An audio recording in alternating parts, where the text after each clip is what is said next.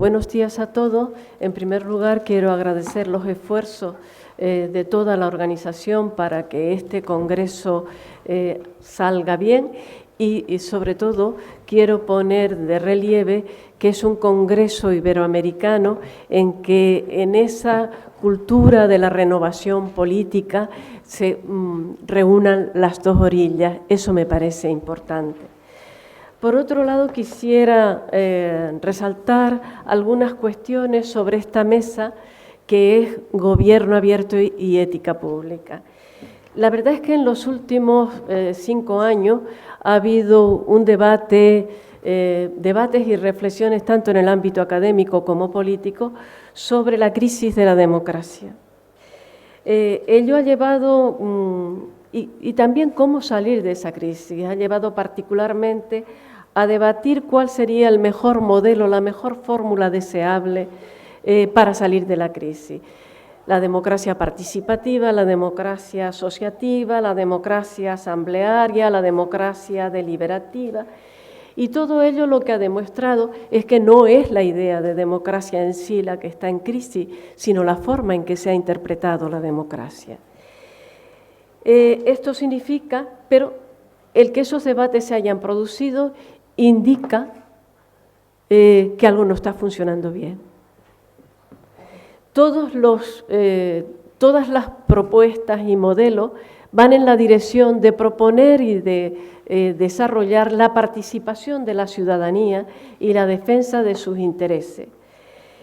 Y eso es lo que este nuevo paradigma de gobierno abierto pretende. Porque lo que queremos, los que estamos comprometidos con esta idea, los que han suscrito la Alianza para el Gobierno Abierto, que ha sido suscrita una declaración por 53 gobiernos en el año 2011, lo que se quiere es un espacio social, territorial, político, integrado e incluyente. Que vaya más allá de esta consideración de la democracia como una utopía vacía, que ha producido la desafección pública respecto a los propios procedimientos democráticos. Pero para que se produzca un cambio real, es evidente que también tiene que haber un cambio de los comportamientos, tanto de las instituciones, de los funcionarios, como de sus representantes. Es una cuestión esencial que se considere a la ética como un pivote del desarrollo democrático, a la ética pública. Porque la ética pública no está reñida con la eficacia, sino que es una garantía de la misma. Y si este Congreso de Innovación pone el acento sobre todo en el desarrollo y la aplicación de las nuevas tecnologías, tenemos que tener en cuenta que las nuevas tecnologías son complemento de la democracia, pero no un sustituto de la misma. Dicho esto, quiero darle en primer lugar la palabra a don Mauricio Valdés, que es presidente del Consejo Directivo del 2013 al 2016 del Instituto de Administración Pública del Estado de México, consejero del Instituto Nacional de Administración Pública para el periodo 2014-2017, vicepresidente para los institutos de administración pública de los estados del Instituto Nacional de Administración Pública, docente en la Facultad de Ciencias Políticas de la Universidad Autónoma de México, comentarista político en Radio Mexiquense. Tiene la palabra. Bueno, en tanto se resuelve este problema técnico, permítanme ustedes agradecer a los organizadores de este segundo Congreso de Novagov por la oportunidad de participar y a los integrantes de esta mesa por permitirme estar aquí con ustedes.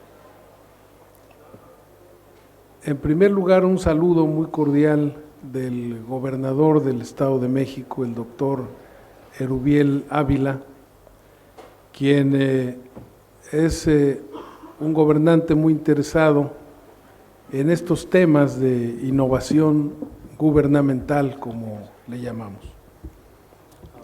No se trata de estar sobreviviendo una crisis, sino se trata de estar viviendo un cambio de época. Lo vemos de otra forma, pues. Y lo vemos así porque Internet ha venido a jugar un nuevo papel en los gobiernos. No es lo que teníamos antes. Este sistema de comunicación ha venido a revolucionar muchas de las formas en que se prestan los servicios del gobierno. Y por eso, en esta presentación que espero que se pueda revisar, tenemos para ustedes una idea de lo que es la innovación gubernamental. Lo que nosotros presentamos dentro del Instituto de Administración Pública del Estado de México. Decía ustedes entonces nuestra idea de innovación en una economía que está basada precisamente en el conocimiento, a pesar de que se ve también como una sociedad del cansancio, particularmente en términos de lo que es el gobierno. Prácticamente no hay lugar en el mundo donde se vea que los ciudadanos estén conformes con el gobierno. Hace un rato comentábamos acerca precisamente de qué es lo que distingue a un gobierno bueno de un gobierno malo. Bueno, pues lo que decía Pericles en aquella época de oro de los griegos es que lo que hacía diferente a un gobierno era la capacidad de sus trabajadores, la capacidad de sus integrantes. Si había una buena capacidad era un buen gobierno, y si no la había era un mal gobierno, aunque hubiera un buen gobernante. No es tarea de uno. Bueno, en las últimas décadas la competitividad y la prosperidad de los gobiernos de los países más desarrollados se basa precisamente en su capacidad de innovar. No me voy a meter en muchos conceptos que ustedes conocen, pero esta red precisamente de Novagov es un estupendo ejemplo de lo que puede significar la innovación gubernamental en este estupendo intercambio de opiniones, de conocimientos, de experiencias. Y sobre todo porque es claro, la innovación dejó de ser una opción, es una obligación, es parte ya de la vida de los gobiernos. La innovación es una tarea ya cotidiana. Estas nuevas vías de comunicación, esta comunicación intersectorial que estimula día a día el que haya mejores servicios y nuevas políticas públicas o políticas de gobierno, que hace a un gobierno abierto, pero siempre y cuando sea interoperable en sus bases de información, porque de lo contrario la innovación se reduce a feudos. Sí puede haber innovación, pero si no hay integración interoperativa de las bases de información, esta sigue siendo feudal. Y nos podría llevar esta innovación a este fenómeno de la inteligencia colectiva en estos procesos de mejora de programas públicos y de normatividad. No es más normatividad, pero sí se trata de mejor normatividad, de una más eficaz normatividad, con proyectos de participación ciudadana, no de retórica, sino de práctica cotidiana. Proyectos ciudadanos en donde traemos una tradición, sobre todo en los gobiernos iberoamericanos, una tradición de separación entre el gobierno y los ciudadanos. 300 años de dominación de la corona española nos dejaron al pueblo de un lado y al gobierno del otro lado, y no es sencillo superar esta dicotomía entre el gobierno y la sociedad. No obstante esto, nuestra situación no es muy halagadora. La inversión en innovación es muy reducida comparativamente con otros países, como verán ustedes en Estados Unidos, en el Reino Unido y aún en China, es todavía muy baja. En el indicador de capacidad para innovar, de acuerdo con el Foro Económico Mundial, pues estamos muy abajo en el resto de los países, nos queda mucho por hacer. Y de acuerdo con el Instituto Nacional de Estadística, Geografía e Informática, solo el 21% de las empresas tiene proyectos de innovación y predomina lamentablemente la desconfianza en las instituciones, una ausencia o debilidad de una cultura ética y transparente que hay que luchar cotidianamente para establecerla. En nuestra entidad, en el Estado de México, que es el estado más poblado de la República Mexicana, con cerca de 18 millones de habitantes, y alrededor de todo el Distrito Federal, la ciudad capital, no existe una inversión municipal destinada a innovación. Los problemas financieros son lo más común en las administraciones municipales, siempre la demanda va arriba de la oferta y hay una gran heterogeneidad entre los municipios, porque tenemos, por ejemplo, un municipio como Ecatepec, que tiene alrededor de 3 millones de habitantes, con municipios que tienen más años de vida que número de habitantes. Algunos tienen menos de 2,000 habitantes, así de que verán ustedes que hay municipios, se llaman así, pero son muy distintos entre uno y otro. Tenemos pues una ausencia, una debilidad de cultura ética y de transparencia. Los gobiernos tradicionalmente han sido gobiernos cerrados a la opinión pública y solo se deja ver lo que puede significar una noticia positiva para el gobierno. Sin embargo, está ocurriendo un cambio en la agenda de políticas por nuevos actores involucrados y por nuevas formas de interacción Estado-ciudadanía. Les iré comentando algunas de estas. También hay dilemas y limitaciones en las localidades, como decía ustedes, producto de pasados autoritarios y muy centralizados.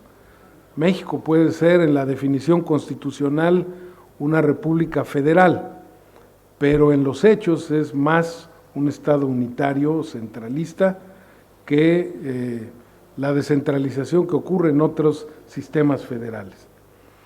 Ante eso, pues son necesarias acciones entre el gobierno y la ciudadanía para ir buscando opciones de solución a los problemas. Y aquí hay una demanda importante de trabajo colaborativo de instancias educativas como es el propio Instituto de Administración Pública del Estado para ir implantando esta innovación. Ahí entonces la misión del IAPEM, que es el acrónimo de Instituto de Administración Pública del Estado de México, es generar respuestas estratégicas para una mejor gestión pública y un buen gobierno en el Estado de México y sus municipios.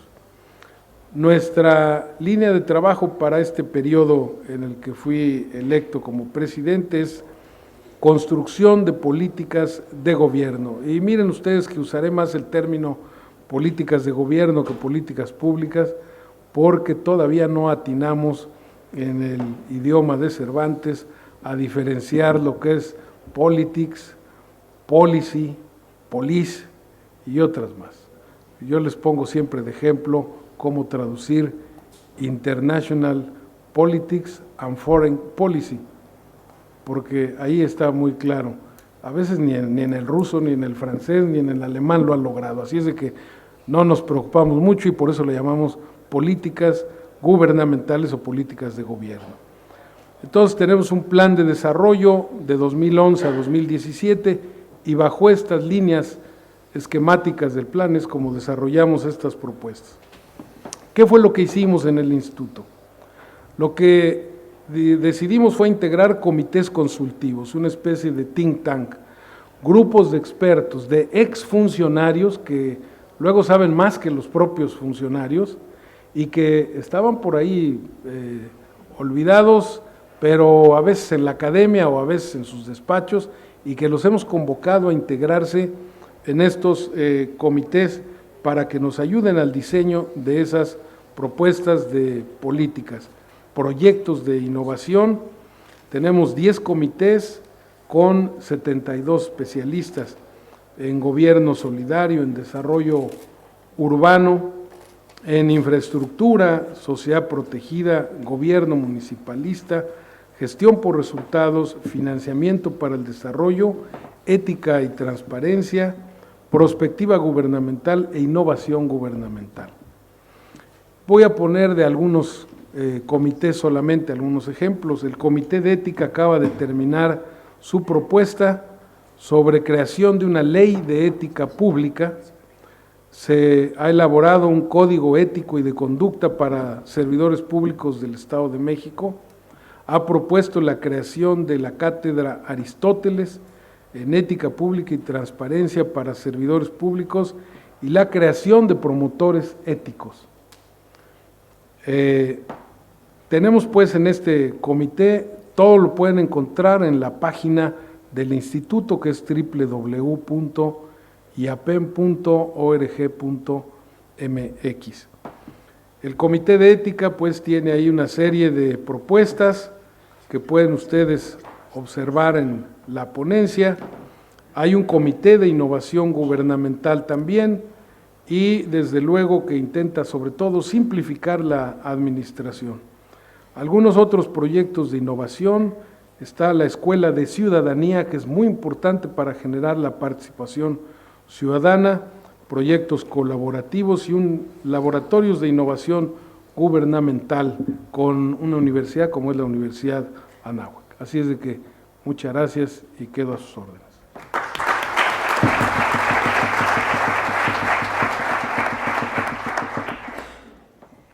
Muchas gracias a don Mauricio Valdés por haber cumplido estrictamente con su tiempo y haber sido capaz de explicar todas las iniciativas. Voy a darle la palabra a don Daniel Cerdán. Don Daniel Cerdán ha sido nombrado recientemente comisionado de la Transparencia de Canarias.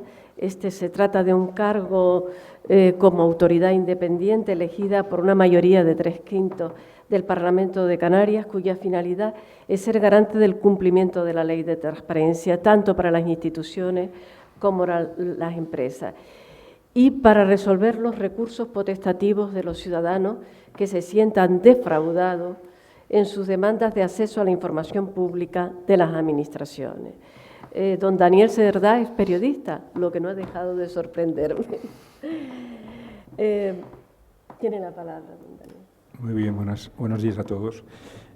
Sí, a mí también me sorprende lo de que un periodista esté en una función como esta, pero por otra, soy el primer periodista y por ahora el único que en las diferentes instituciones de garantía de la transparencia que se han creado en España, fundamentalmente a través de consejos más que de comisionados, pues forma parte de ellas, ¿no?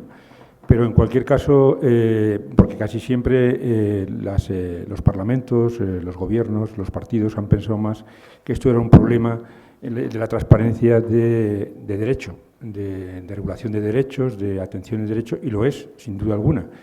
Pero si ustedes analizan brevemente la ley de transparencia, generalmente tienen dos patas, ¿eh?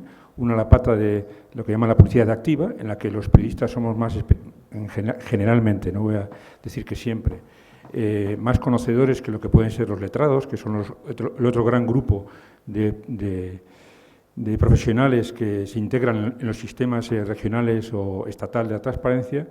Y ya les digo, el tema de los portales afecta fundamentalmente a profesionales de ámbito tecnológico, diríamos, de las TICs, por decirlo de alguna manera, y a profesionales de la comunicación, mientras que el ámbito del derecho de acceso, como la segunda gran pata de las leyes de transparencia, algunas tienen participación, otras tienen disposiciones relativas al buen gobierno. La segunda gran pata, que es la publicidad pasiva, la defensa y la configuración del acceso de los ciudadanos a la información, es un ámbito en el que fundamentalmente a nivel, diríamos, abstracto, están más implicados los abogados o los licenciados en Derecho y a nivel de ejecución, diríamos, están más implicados los archiveros o documentalistas, que son un ámbito profesional que yo creo que está llamado a cobrar mucho protagonismo en lo que es el ejercicio de la transparencia en los próximos años.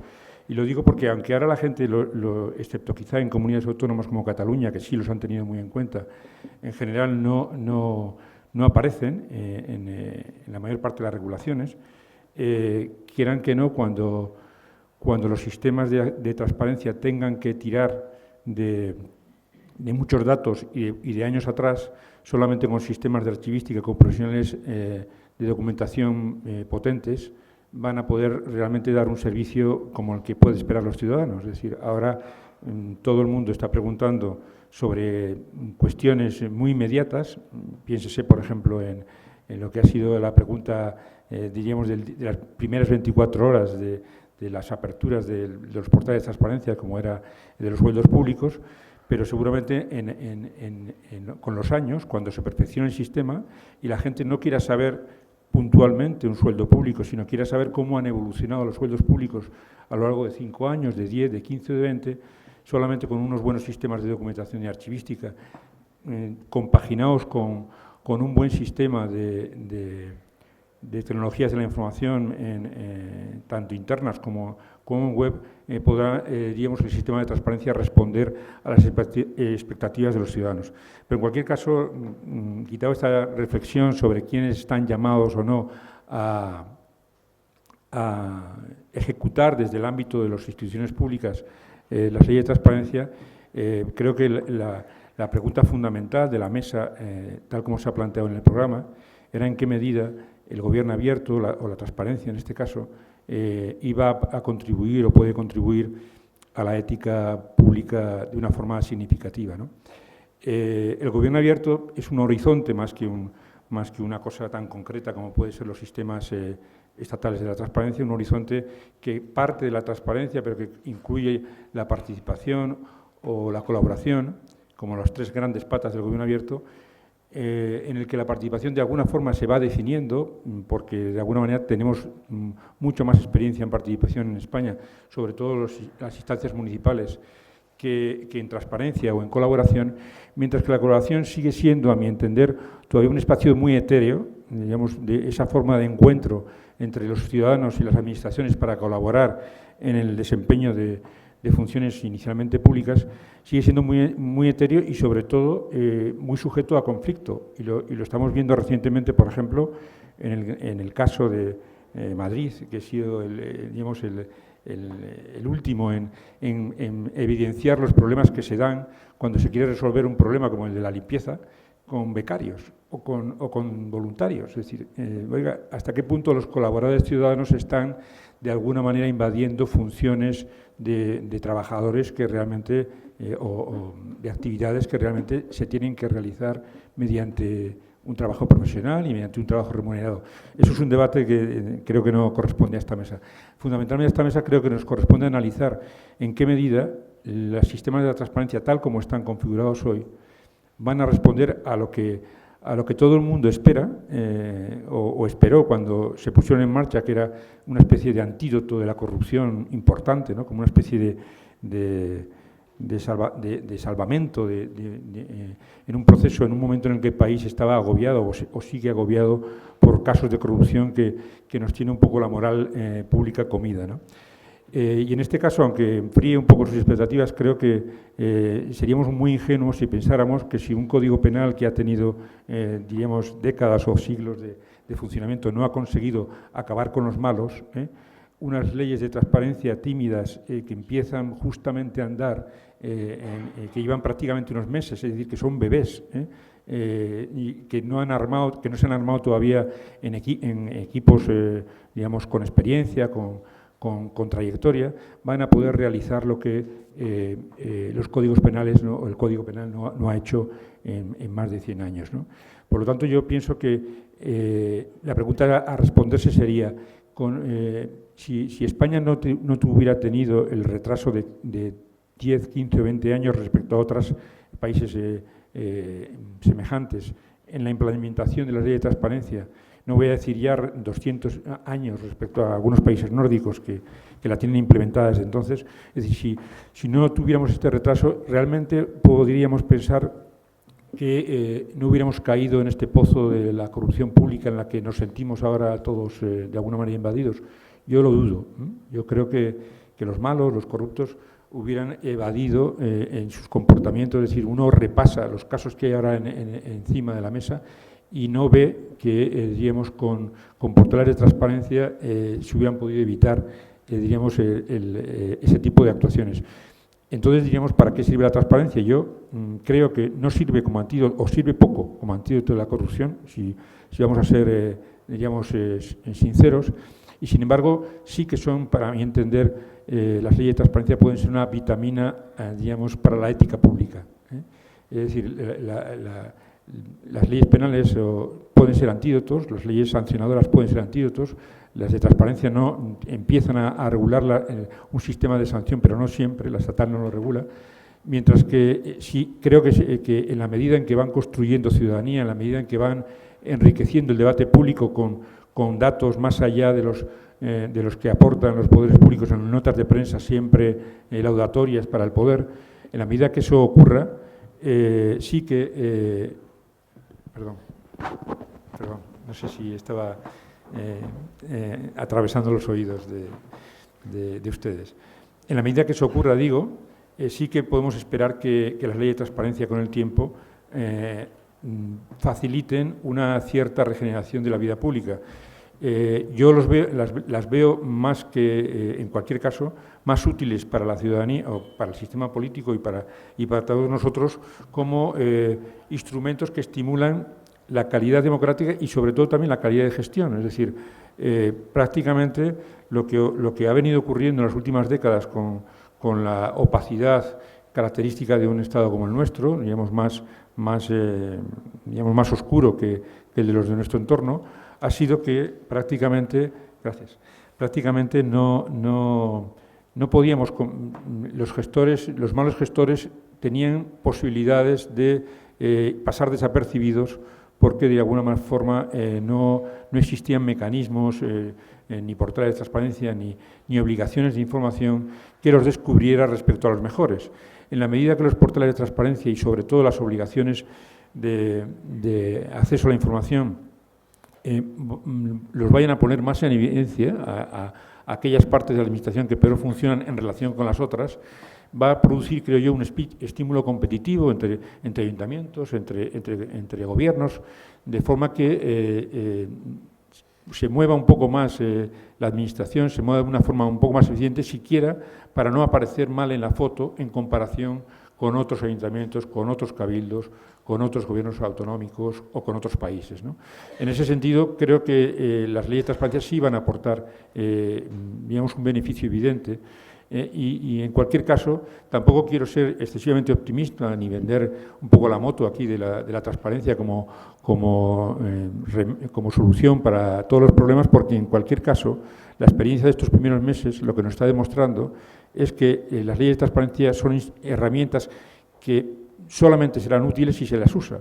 Y por el momento, lo que ha pasado en este primer año de aplicación de las leyes de transparencia es que los ciudadanos, sobre todo en lo que se refiere a las demandas de acceso a la información, no las están utilizando tal como podía esperarse. Es decir, se decía que esto era una aspiración muy fuerte, muy importante del pueblo español, y resulta que cuando se han abierto las ventanillas, la gente las usa poco y por lo tanto no está generando esa presión sobre los servicios públicos que puede producirse o que de hecho se produce en otros países de nuestro entorno o incluso también en los países de nuestra comunidad hispana, como pueden ser algunos como Chile, México o otros países que tienen una larga ya experiencia mayor que la española en la implementación de la transparencia. Por eso les digo que solo en esa medida las cosas van a funcionar y que, por lo tanto, como en tantos otros ámbitos, las leyes no se convierten en instrumentos que por sí solos resuelven las situaciones, sino que dependen muy mucho de el uso y el empeño que la sociedad civil ponga en esa demanda de acceso.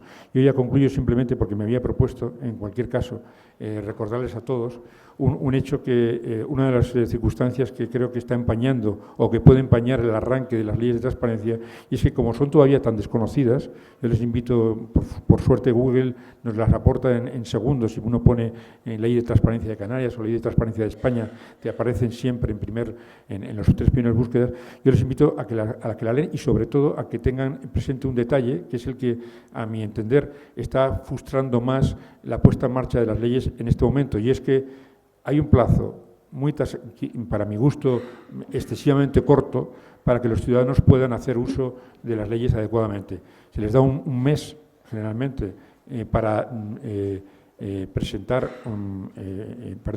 se les permite presentar una demanda de acceso. La Administración tiene un mes de tiempo para contestar, y es en el mes siguiente donde el ciudadano tiene que ejercitar su derecho de acceso, generalmente. Eso es un plazo muy corto, porque la mayor parte, y hemos tenido que rechazar o invitar a que vuelvan a iniciar el procedimiento a los ciudadanos que hasta ahora han querido usar la ley de transparencia para demandar a la Administración. Es un plazo muy corto el que exista solamente un mes para reclamar a un silencio administrativo o una respuesta insuficiente, porque muchos de ellos piensan que pueden acudir a los comisionados de la transparencia o a los consejos de transparencia a los 2, a los 3 meses, y se encuentran con que se les ha pasado el plazo. Por eso me había propuesto recordar este detalle que puede parecer nimio, pero que es importante. Si ustedes ejercitan, les invito a ello, una demanda de acceso a cualquier administración pública, tengan bien presente que, pasado un mes que tiene la Administración Pública para contestarles, si les contesta insuficientemente o no les contesta o se la niega la información mediante el silencio administrativo, solamente tienen un mes, en el caso de Canarias, en el caso estatal también, para reclamar el cumplimiento de esa obligación al comisionado de la transparencia. Muchas gracias.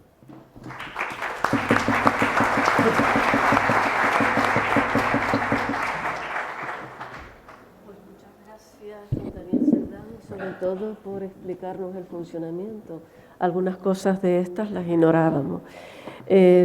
A continuación le voy a dar la palabra a don Víctor Almonacil Lamela, secretario de la Administración Local, categoría superior, vicepresidente y responsable de Nuevas Tecnologías y Transparencia del Consejo General de Cosital, miembro del equipo técnico de la Comisión de Modernización, Participación Ciudadana y Calidad de la Federación Española de Municipios y Provincias, vocal de la Federación Europea de Jefes Ejecutivos de Gobiernos Locales, secretario general del Ayuntamiento de Alzira y director del proyecto Alzira Inteligente. Por favor, tiene la palabra. Muchas gracias. Buenos días. Gracias a la organización por este excelente evento.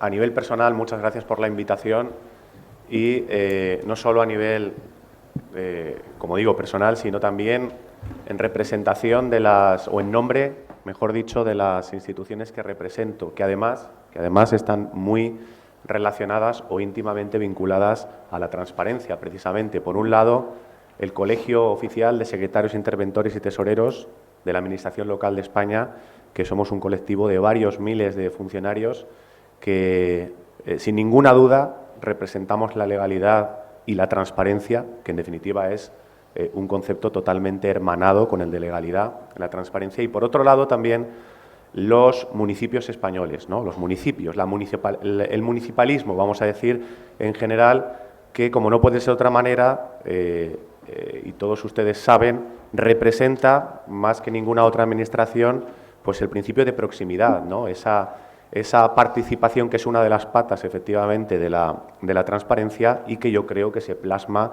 como en ninguna otra, en la administración municipal, ¿no? Por tanto, creo que tenía que hacer una introducción en este sentido. Luego, me gustaría hacer una reflexión en 10, 12 minutos, el tiempo que tenemos, sobre qué es la transparencia. Voy a intentar responder a esa pregunta y, evidentemente, desarrollarlo, ¿no?, a partir de una definición. Hemos escuchado muchas, vamos a decir, muchas definiciones, hay algunas más o menos afortunadas. Se ha dicho que la transparencia es publicar cosas, siendo un poco más técnico, la publicidad activa. Se ha dicho que la transparencia es ética. Esta me gusta mucho, me gusta bastante. Pero bueno, voy a decir otra cosa distinta, ¿no?, que no se ha dicho hasta ahora. Y es que la transparencia es un iceberg. La transparencia es un iceberg. Esta roca de hielo gigantesca, cuya parte principal está debajo del agua y no se ve, y que luego tiene una especie de isla, ¿no?, a los ojos del observador, que es la parte más pequeña, y que mucha gente piensa que eso es el iceberg, pero evidentemente el iceberg es toda la roca. Bien, ¿por qué la transparencia, o por qué digo, ¿no?, que la transparencia es un iceberg? La parte de arriba, la parte visible, la parte estética, realmente no es la transparencia, es la apariencia. Mucha gente se piensa que eso es la transparencia, pero sin la parte de abajo, que además es con diferencia muchísimo más grande, no es nada. Pero es la parte visible, que también es importante. La parte de abajo, luego desarrollaré, ¿no?, en qué creo que consiste esa parte de abajo. Para mí es un back office, expresión utilizada además con toda la intención, porque es un término de administración electrónica. Pero primero voy a decir lo que yo veo, ¿no?, que a veces se confunde la apariencia con la apariencia, y lo que yo veo que es esa parte de arriba del iceberg, ¿no? Fíjense, muchas organizaciones públicas están en Internet, como no puede ser de otra manera, porque evidentemente el ciudadano hace ya muchos años que está en Internet. No todos, cuidado, que también hay que tener en cuenta el tema de la brecha digital, ¿no? Pero bueno, muchos ciudadanos están en Internet y además están en los móviles. La Administración, más vale tarde que nunca, se empieza a dar cuenta de que, como muchos ciudadanos están en Internet y en los móviles, la Administración tiene que estar en Internet y en los móviles.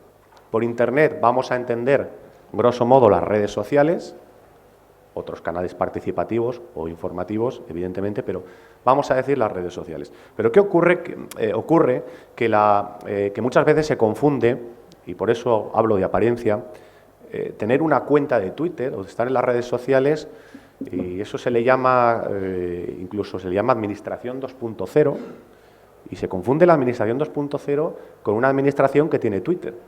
Una administración que tiene Twitter no es una Administración 2.0. Se puede perfectamente no ser punto cero a pesar de estar en Internet, ¿no? Creo que eso es otra cosa. Ni que decir tiene que todo el mundo quiere salir alto, rubio, con los ojos azules, con la raya bien hecha, del pelo. Todo eso es apariencia. Al ciudadano no solo hay que decirle lo que está bien, también hay que reconocer lo que está mal, porque muchas veces el ciudadano nos lo va a decir en sus cauces o con sus cauces de participación, y no solo reconocerlo, sino comprometerse a mejorarlo, ¿no?, a solucionarlo. Eso sí que sería más transparencia que no apariencia. Pero evidentemente, y si me permiten el ejemplo, que a lo mejor es un poco mundano, muchos entienden, es una crítica evidentemente constructiva para que dejemos de entenderlo así, muchos entienden que hay que lavarse las manos pues porque nos están mirando, ¿no?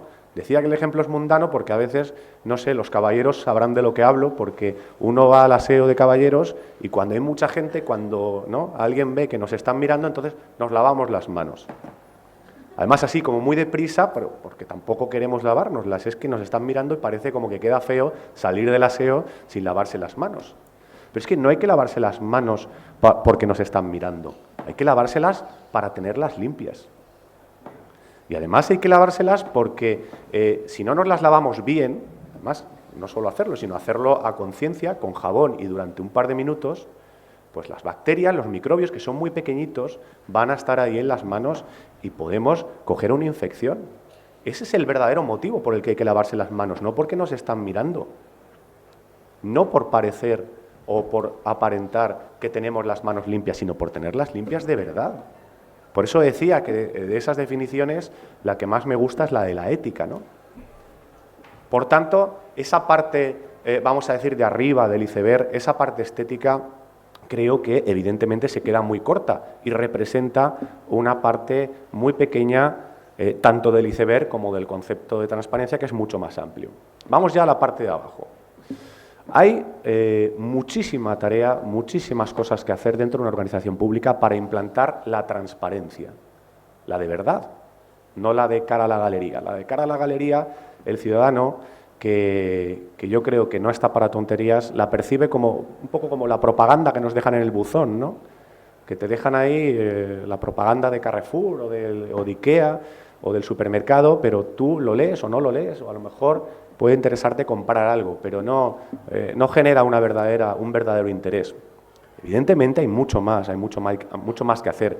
Me voy a referir brevemente a los aspectos jurídicos, técnicos o tecnológicos, organizativos y luego de gestión de las personas, tanto a nivel interno, las personas de dentro de la organización, como a nivel externo, muy importante, el ciudadano, las personas, en definitiva, con las que se relaciona la administración, ¿no? Y todo muy brevemente. La parte jurídica, si se fijan, en la roca sumergida dentro del iceberg, ¿eh? Todo lo que el back office, vamos a decir, todas las tareas pendientes que tenemos que hacer para una verdadera transparencia. La parte jurídica es, vamos a decir, contradictoria. Por un lado es muy importante, por otro lado, por un lado es importante y como jurista, evidentemente, tengo que defender la seguridad jurídica, pero por otro lado es irrelevante, es una especie de paradoja, que una cosa sea al mismo tiempo muy importante y absolutamente insustancial. ¿Saben ustedes cuántas normas ahora mismo en vigor, porque si nos cogemos a todas, si sumamos todas las que se han aprobado jamás, cuántas normas en vigor en el Estado español hay ahora mismo que se han aprobado? ¿Cuántas normas creen que tenemos? Yo contesto si no lo saben, porque muchas, ¿no? He oído por ahí 1000. Se calcula, lo voy a decir ya para no hacerlo tan misterioso, se calcula que hay aproximadamente porque nadie las ha contado, evidentemente, 200.000 normas en el ordenamiento jurídico español. Y ahora me dirán, creo que la reflexión ya se explica sola, ahora me dirán si es importante la norma o no es importante. ¿Acaso es necesaria una ley de transparencia para ser transparente? Antes de la ley de transparencia había administraciones y responsables públicos transparentes, sin la ley. Y después de la ley de transparencia hay administraciones y responsables públicos que no son transparentes y algunos siguen siendo corruptos. ¿De qué sirve la ley? Pues sirve para muchas cosas, pero para que la gente sea transparente, como decía también Daniel, el Código Penal no lo ha conseguido en 200 años. Quiero decir, a ver si lo va a conseguir ahora de repente la ley de transparencia. La ley de procedimiento, de la que también se va a hablar en este congreso, y yo concretamente hablaré mañana, la ley de procedimiento que implanta de una vez el procedimiento electrónico, yo me pregunto ¿para qué sirve? Para mí es una ley psicológica, no es una ley que vaya a tener un impacto en las personas que, vamos a decir, que ya lo tenían claro, ¿no? El procedimiento es electrónico porque el procedimiento debe ser electrónico, no porque lo diga la ley. El procedimiento debe ser electrónico porque lo dice el ciudadano, porque lo dicen los tiempos. Eso también es transparencia. El ordenamiento jurídico, por tanto, hay que tenerlo en cuenta, las leyes hay que cumplirlas, yo nunca puedo decir ni diré lo contrario, pero al final las cosas se hacen cuando las personas quieren. Y cuando hablamos de transparencia, entiendo que tiene una parte muy importante de ética. Y los estudiantes de Derecho, en su momento, ahora más o menos semi-expertos, porque creo que expertos nunca llegamos a ser del todo, cuando íbamos a la carrera, nos decían que la ética, el derecho natural, la filosofía del derecho, que era un concepto más amplio que el derecho positivo, porque realmente las normas de la naturaleza, lo que está bien, pues las personas, las buenas personas, estas que definía también Kant, ¿no? las que obran como si su actuación pudiera ser un modelo de conducta, realmente no las necesitan. Y lo que sí que necesita determinados sujetos, pues es el derecho sancionador. Pero la transparencia se lleva dentro. Y la transparencia es algo que se trae de casa cuando uno entra en lo público. Si vamos a tener que ser transparentes porque nos da miedo la ley de transparencia en la parte de buen gobierno, creo que ese no es el planteamiento. Por lo tanto, jurídicamente sí que hay que tener en cuenta la evolución normativa, pero creo que las cosas van por otro lado. Desde el punto de vista, vamos a decir, tecnológico, hay una vinculación total y absoluta, inequívoca, entre ley de transparencia, ley de administración electrónica y, sobre todo, la implantación de la administración electrónica. ¿Cómo vamos a tener un portal de transparencia que es interoperable, accesible, reutilizable, sin haber implantado todas esas herramientas? La interoperabilidad para mí es la clave tanto de la transparencia como de la administración electrónica. Comparto la reflexión de que los archiveros están llamados a ser importantes. ¿Cómo se va a ejercer por medios electrónicos el derecho de acceso a la información si no tenemos archivos electrónicos? Es imposible. Si cada información vamos a tener que buscarla en el archivo tradicional, que tiene telarañas y que está, ¿no?, como con humedades, eso no puede ser. Aspectos organizativos, hay que innovar, innovación. Pero para innovar lo primero que hay que hacer es tener en cuenta o saber lo que es la innovación. Se confunde innovación con modernización. No es exactamente lo mismo, porque la modernización es un medio para un fin. Hacer las cosas más modernas o más tecnológicas no es innovador por sí mismo, solo si al final eso sirve para algo, para mejorar las cosas. ¿Para qué puede servir? Para mejorar el servicio. Tampoco es innovar, realizar reformas. Las reformas son muy impactantes. Las reformas se confunden con, pues con medidas, vamos a decir, se toman por medidas hostiles, agresivas. Hemos visto también en España últimamente muchas reformas legislativas, un paquete de medidas para esto, otro paquete, siempre con un poco la idea de la crisis subyacente, ¿no? Siempre son normas económicas, pero son demasiado impactantes las reformas para ser innovadoras. A veces son necesarias y a veces uno ve la ley y le tira para atrás. Por eso decía que las leyes no son tan importantes. Y luego decía, y ya acabo, la gestión de las personas. La gestión de las personas internamente es importantísimo. ¿Cómo se gestiona el cambio? Con liderazgo. ¿Para qué sirve el liderazgo? Para gestionar el cambio. No se puede liderar el statu quo. Para liderar el estatismo, pues para eso no hace falta ningún líder, se dejan las cosas como están. Para que el ciudadano tenga a su disposición todos estos mecanismos de la administración participativa, de la administración electrónica, para que colabore, para que interactúe, evidentemente hay que cambiar cosas dentro, empezando por la mentalidad de algunas personas. Aquí hablamos de personas innovadoras, he hablado antes de innovación. Todos los líderes, decía liderazgo, todos los líderes son innovadores, pero también se puede ser innovador sin ser líder. Cualquier auxiliar administrativo que deja de poner un cuño porque no hace falta, y lo ha puesto a lo mejor durante 20 años, pero un día decide no ponerlo porque no hace falta y no lo exige la ley, eso también es una pequeña innovación. Por lo tanto, a nivel interno hay que innovar y sobre todo hay que liderar. El líder también gestiona equipos humanos. Y luego, y ya acabo, la parte externa, esas personas que a veces se nos olvida que están ahí, que es el ciudadano, que son nuestra razón de ser. La ley de procedimiento precisamente habla de derechos de las personas por primera vez. Ya no habla de derechos de los españoles, de los extranjeros, de los vecinos, del administrado. Derechos de las personas, es que somos personas. Y luego una pequeña crítica, ¿no? Es decir, la administración, tiene mucho que mejorar, ya lo he dicho. El ciudadano, a veces se habla de sociedad de la información, de sociedad del conocimiento, no son expresiones sinónimas.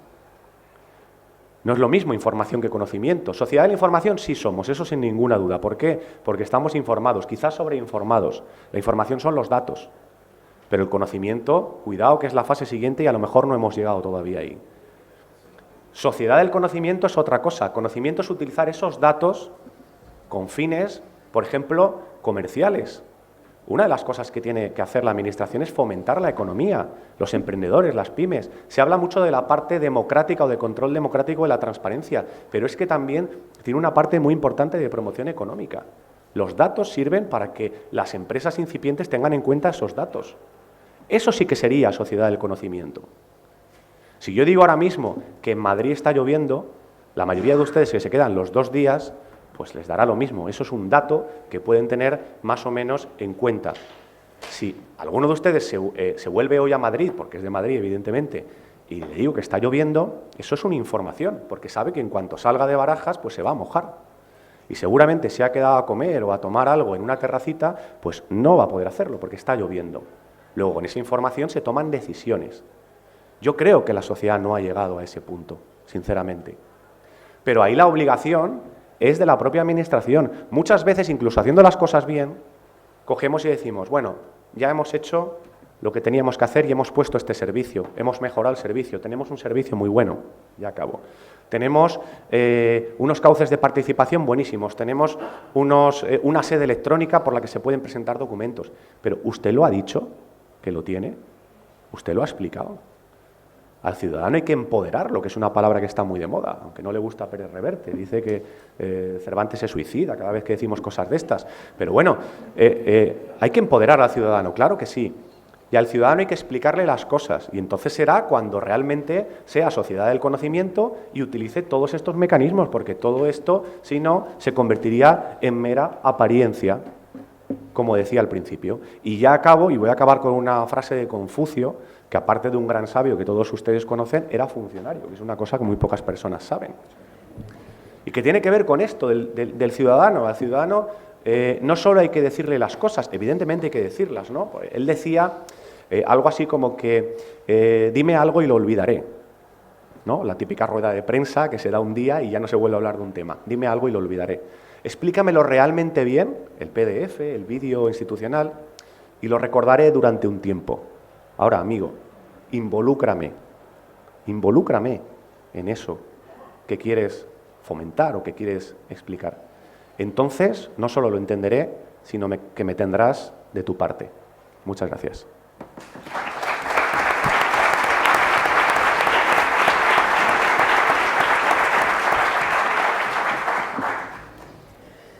Pues muchas gracias a don Víctor. Le voy a dar la palabra a don José Ramón Fuente, que es licenciado y doctor en Derecho por la Universidad Autónoma de Barcelona, profesor titular de Derecho Administrativo y director del Departamento de Derecho Público y de la Cátedra de Estudios Jurídicos Locales y miembro del Grupo de Investigación sobre Territorio, Ciudadanía y Sostenibilidad del Centro de Estudios de Derecho Ambiental de Tarragona de la Universidad Rovira y Virgili. Entre sus publicaciones más recientes cabe destacar las que se dirigen al estudio del derecho local y urbanístico, sobre el régimen jurídico del Gobierno local de Cataluña, estudios por una ley de gobiernos locales de Cataluña, consecuencias de la ley de racionalización y sostenibilidad de la administración local y del régimen local de Cataluña, y otras más que no cito para no quitarle tiempo a su intervención. Muchas gracias. Tiene la palabra. Muchas gracias, querida colega. En primer lugar, agradecer a la organización, al profesor Criado, al señor Francisco Rojas y a la Fundación Democracia y Gobierno Local, a la Universidad de La Laguna, que me permite estar aquí con ustedes hoy. La intervención tiene que ser necesariamente corta y voy a intentar exponer algunas ideas de una forma sintética, también como sea posible. La primera idea es que cuando estaba preparando esto me decía mi hija, ¿de qué es el Congreso? ¿De Innovación? ¿Y por qué te han invitado? Dice, sí, tú lo que explicas es muy aburrido. Lo del derecho, a pesar de todo, ha iniciado la carrera de además derecho, lo del derecho, dice, es tremendamente aburrido. Y yo nunca diría que tiene que ver nada con la innovación. Visto así, me propuse intentar, como mínimo, contradecir a Alba y aquí les pongo algunas ideas. Vamos a ver si esto funciona. La primera idea es, me lo ha puesto muy fácil mi colega, el señor Víctor Almagacid, porque ha roto el hielo de lo jurídico, la innovación y la modernidad, que siempre es, digamos, un hándicap importante, ¿no? Yo creo que se puede empezar perfectamente hablando de legalidad. La transparencia no es un fin en sí mismo, es un medio. Por supuesto, aunque se diga que no, que modernidad, innovación y derecho se pueden compatibilizar, por supuesto. Por supuesto que legalidad y ética son pares que se pueden perfectamente coordinar, por supuesto. Yo creo que la coordinación de estos dos pares gira en torno a dos ideas o dos conceptos contrapuestos que también se han apuntado: prevención y represión. Lo decía el señor Cerdán. El Código Penal no ha conseguido durante muchos años erradicar determinadas prácticas corruptas, ni lo conseguirá. Como no están aquí los colegas de penal, pues se puede hablar mal de ellos. El derecho penal es el fracaso del sistema. Y además es el fracaso del sistema que en sí mismo fracasa. A pesar de que fracase, nos empeñamos en llenar cada vez más los códigos penales de más tipos, cada vez más inversemblantes, más difíciles de aplicar y, al final, más inútiles. ¿Qué es lo que funciona o puede funcionar? Yo creo que es la prevención. Y la prevención en nuestro sistema, que no es más que el sistema liberal pasado por el tamiz del señor del tricornio de Napoleón Bonaparte, es la prevención. Y la prevención es transparencia. Y la transparencia es legalidad. Y la legalidad es legalidad administrativa. Al final, no nos empeñamos, los juristas no nos debemos empeñar en poner trabas, antes lo comentábamos con la nueva ley de procedimiento administrativo. Es perfectamente compatible la legalidad, la eficiencia y la eficacia. Lo que tenemos que hacer es diseñar sistemas que, sin ser un fin en sí mismos, nos permiten llegar al objetivo. Y el objetivo en la administración pública no es más que la satisfacción del interés general, por utilizarlo en su versión clásica. En el fondo es el desarrollo en plenitud de los derechos de las personas. Bien, no podemos caer, por tanto, en el paradigma del conde de Romanones. Señores, hagan ustedes las leyes, déjenme a mí los procedimientos, los reglamentos. Quiero insistir en que el procedimiento, la legalidad, no son en sí impedimentos, sino que tienen que ser, todo lo contrario, medios. De ahí que yo quiero romper una lanza en favor del jurista como facilitador del Open Government, del gobierno abierto, y no como el eterno, los que son más mayores, Don Cicuta, el eterno opositor a la modernidad, a la reforma y al cambio. Bien, equidad, profesionalidad, objetividad, imparcialidad.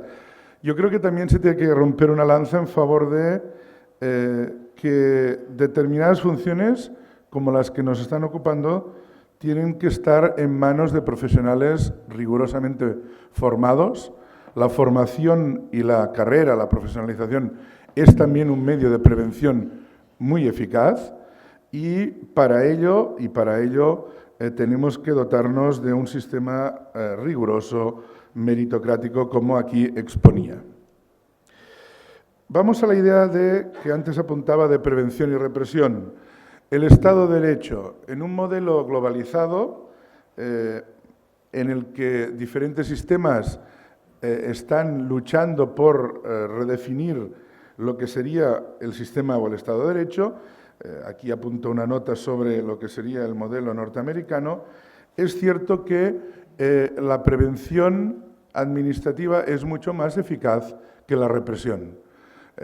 Para los que tengan un poco de memoria, con el Código Penal anterior, para poner un ejemplo del que yo estudio, que es el tema de medio ambiente, con el Código Penal anterior, el del 85, solo se iniciaron 14 procedimientos por delito ambiental.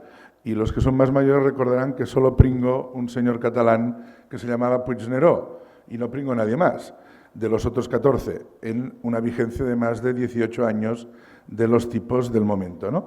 Por tanto, la idea de prevención, sin duda, y ahí es donde leyes como las leyes de transparencia, yo vengo de Cataluña, como saben ustedes, el año 2014 hacemos una ley catalana que en algunas cosas incluso va más allá de la española. Las leyes de transparencia son elementos preventivos importantísimos.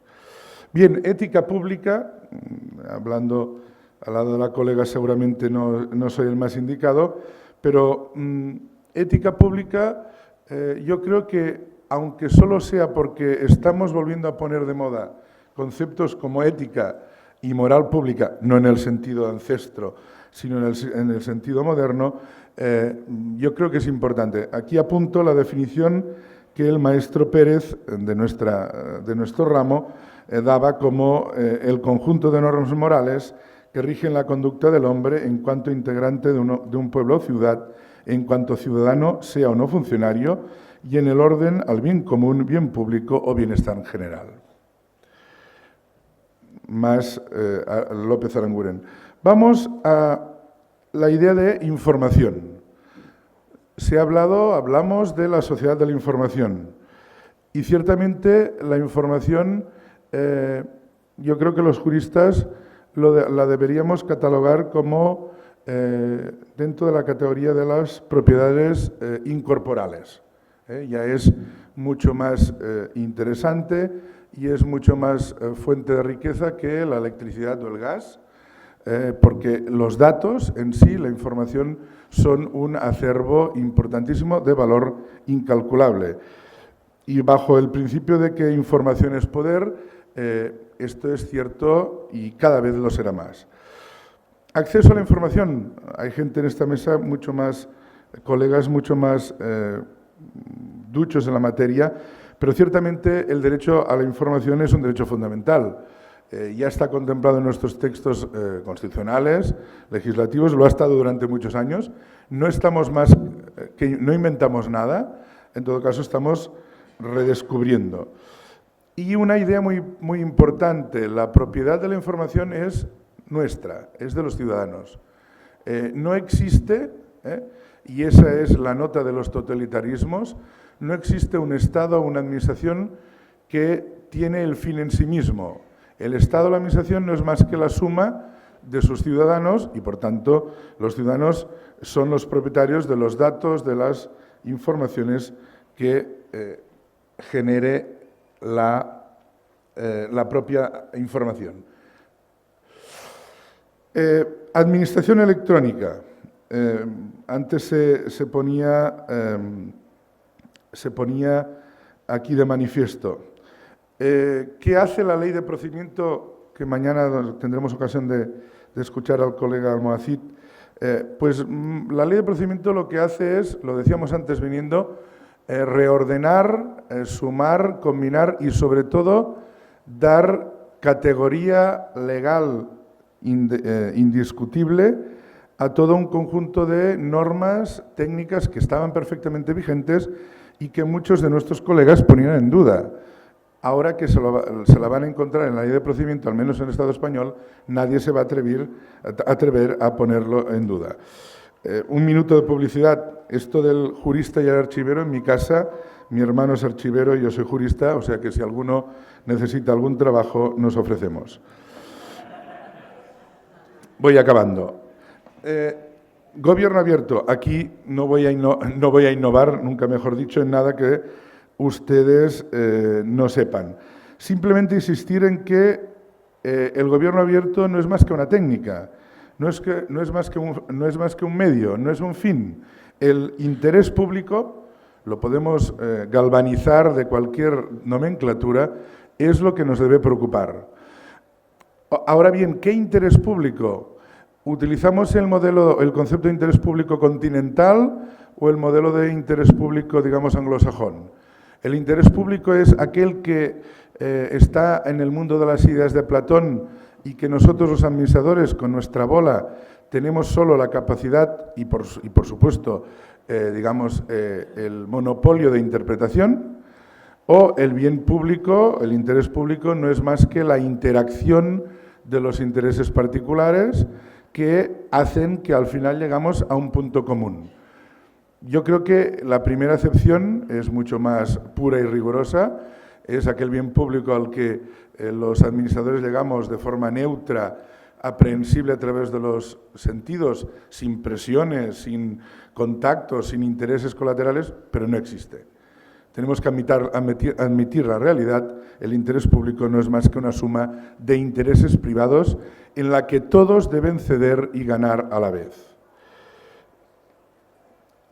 Una idea en el gobierno abierto y en la transparencia. Yo creo que tenemos que coger o recapitular un concepto que se utiliza en otros ámbitos del derecho administrativo, como es el de temeridad. Pronto empezaremos a ver, y yo lo auguro, cómo las administraciones públicas, en Cataluña está comenzando así, empezarán a recibir un aluvión de peticiones. Tenemos que reinventar la temeridad como, digamos, límite al ejercicio del derecho de acceso a la información. ¿Qué nos decía Bobbio? La democracia se puede definir de muchas maneras, pero no hay definición que pueda excluir de sus connotados la visibilidad o la transparencia del poder. El gobierno democrático ha de poder finalmente dar vida a la transparencia del poder, al poder sin máscaras. Y voy acabando. Sobre la idea de participación. Lo mismo dicho, insisto, la participación es como, digamos, el estadio previo al que se diseñara el gobierno abierto. Estuvo de moda hace unos 10, 12 años y no es más que un medio que se ha visto eficaz, pero no es más que un medio para conseguir el mismo fin, que decíamos que era el del interés público.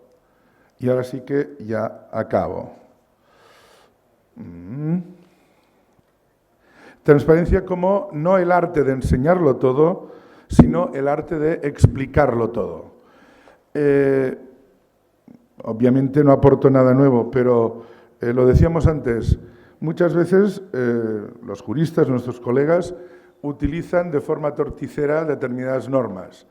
Igual que antes comentábamos las leyes de protección de datos, seguro que pronto aparecerán colegas que utilizarán las leyes de transparencia con el fin, por supuesto, de ser opacos y no transparentes. Y en este sentido, el aluvión no solo lo tenemos que esperar desde fuera, también lo podemos esperar desde dentro. Les pongo una última diapositiva que, ahora que está de moda este señor argentino, bajito y jesuita, que pone de manifiesto que el mal funcionamiento de la transparencia, y aquí acabo, no es ninguna modernidad, San Gregorio Magno ya la apuntaba, y como dice el Papa Francisco en una bula, tenemos que erradicar el mal funcionamiento del sistema. Y el mal funcionamiento del sistema lo hemos venido a llamar corrupción. La corrupción es el fracaso de todo lo que nosotros intentaremos en estos días aquí explicar y, digamos, analizar. Muchas gracias.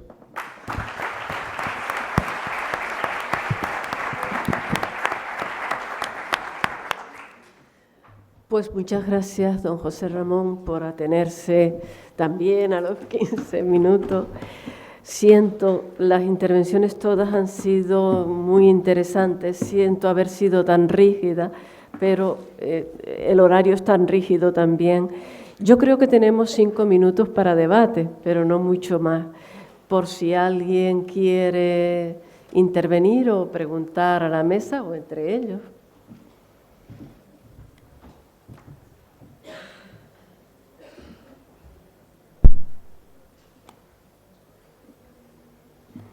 ¿Ha quedado todo claro?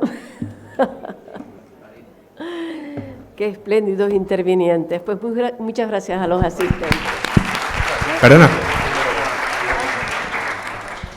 Nada, muchas gracias a todos por las intervenciones, han sido muy interesantes. Nosotros hemos venido de una comunidad de prácticas de ética pública, nos ha interesado muchísimo como empleados públicos este tema. Desde hace varios años hemos elaborado varios documentos internos y mi pregunta va dirigida, bueno, al señor Daniel Cerdán, por ejemplo. ¿De qué manera la Administración piensa implementar mecanismos de participación de los empleados públicos, tanto en la ética pública como en la transparencia? Porque vemos que hay un escalón que dentro de la Administración no tiene todavía los canales consolidados para esa participación. Entonces, los empleados públicos, con su experiencia, con su conocimiento, no llegan muchas veces a lo que son los gestores públicos y a los políticos que nos representan. Entonces, vemos que por una parte el gobierno quiere ser abierto de cara a la sociedad, pero no está siendo abierto de cara a esos empleados públicos con esa experiencia y ese conocimiento corporativo. Gracias. Muy bien.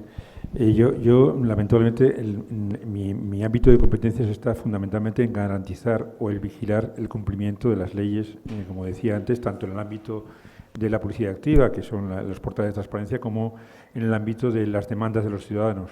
Y eso creo que va a tener oportunidad de conocerlo en estas mismas jornadas. Mañana mismo interviene, según he visto en el programa, la responsable por ejemplo, del Instituto Canario de Administración, de Formación de los Funcionarios, ¿no? Que me consta que tienen plan, dentro del Gobierno de Canarias, dentro del área de la Consejería de la Presidencia, tienen planes de formación en transparencia, en la ley de transparencia que de alguna manera está empezando, más planes de los que ya han realizado ahora. Ya han hecho cursos orientados a los funcionarios para digamos, que están más interesados en la aplicación de las leyes de transparencia, y me consta que sigue ese tema como uno de los importantes en el próximo curso, ¿no? De cara a cualquier funcionario público que quiera formarse en ese ámbito.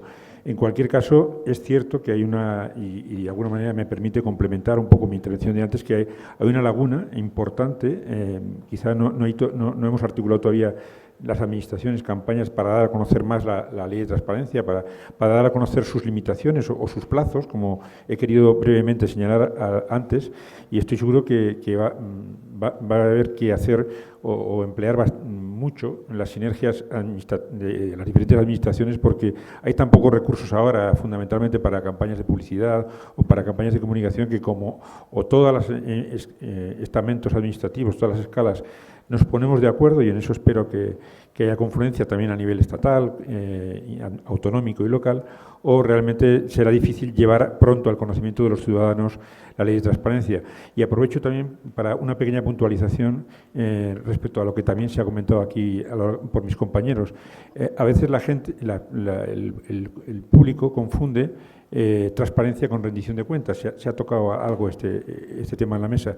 La transparencia sería fundamentalmente en poner a disposición, o sea, legalmente, con la ley en la mano, sería poner a disposición de los ciudadanos la información pública que existente, o bien, ya le digo, a través de los portales, o bien a instancia de una pregunta del ciudadano.